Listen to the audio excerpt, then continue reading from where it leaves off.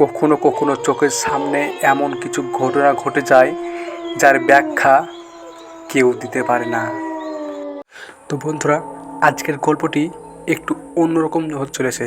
তো আসলে এটা গল্প নয়, আসলে এটা একটা সত্য ঘটনা। তো এই ঘটনাটি ঘটে কেরালায়।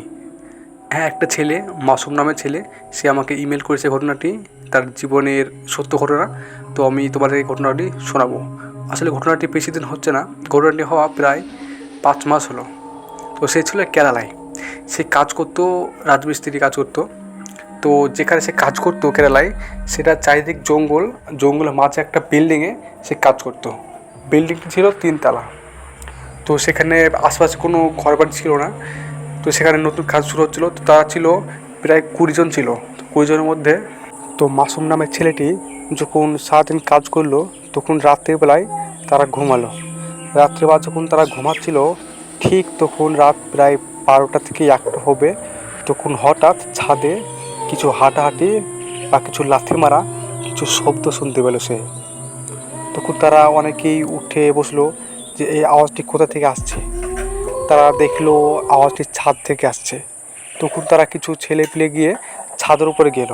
ছাদের উপর দেখলো কিছুই নেই। তারপরে তারা আবার এসে ঘুমালো। তারা ঘুমানোর পরে এসে আবার সেই ছাদে হাঁটাহাঁটি দৌড়ানো আওয়াজ শুনতে পেল। তো এরপর আর তারা সেই ছাদে যায়নি। তারা কোনো রকমভাবে কষ্টমতো করে সেই রাতটা তারা কোনো রকমভাবে কাটালো। তারপর একদিন সে কাজ করছিল, কাজ করতে করতে তার কাজে যে টাকা সেটা রাত্রেবেলায় দেওয়া হলো।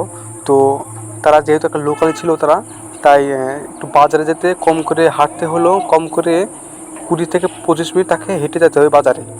অনেকটাই লোকাল, আমি প্রথমে বলেছি। তো সে যখন রাত্রিবেলায় টাকা অ্যাকাউন্টে মারতে যাচ্ছিল, সে তখন একটা নির্জন রাস্তা দিয়ে হেঁটে যাচ্ছিল।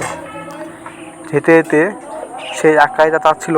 তো হেঁটে যেতে যেতে তার পিছনে একটা কেউ আসছে, এরকম একটা কেউ শব্দ শুনতে পেল সে। সেই পিছনে তাকালো, কেউই নেই। তারপরে সে আবার হাঁটতে লাগলো। আসলে তার কাছে শুধু মাত্র লাইট বলতে গেলে তার মোবাইলটাই আছে, বাদ বাকি তার সাথে কেউ নেই বা কোনো অন্য কোনো লাইট নেই। সে মোবাইলের লাইটে ফ্ল্যাক্সিতে আস্তে আস্তে হাঁটছে এবং আবার সে কিছু একটা শন শন করে বন জঙ্গলে একটা আওয়াজ শুনতে পেল।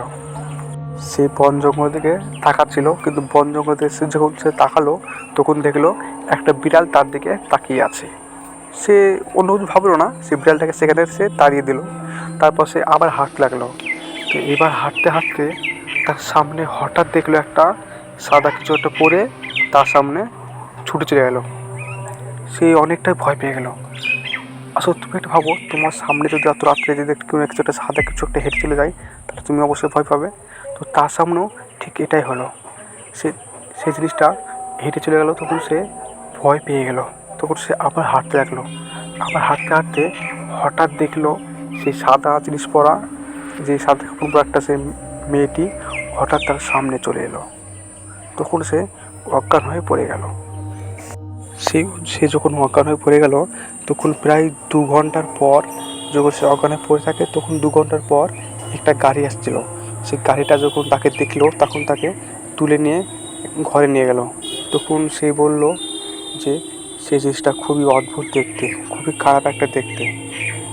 তখন সে একটাই কথা বলল, এই রাস্তা দিয়ে কেউ একা হেঁটো না, যে হাঁটবে সে আর ফিরে আসবে না।